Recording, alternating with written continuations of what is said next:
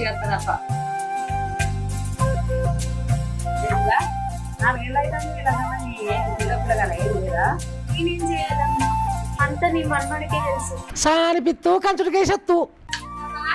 ఏ గుండె ఏ గుండె పిల్లలు ఎంత అవుతారు? ఇంత దేవుడు మంచోడైనాక బయట దేవుళ్ళకి ఎందుకు మొక్కడు?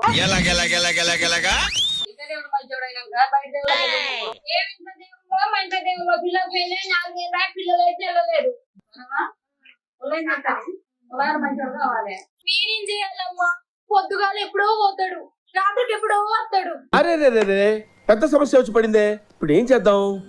గంటకే అయితే లేరు పోరగాళ్ళు. అయ్యో అయ్యో అయ్యో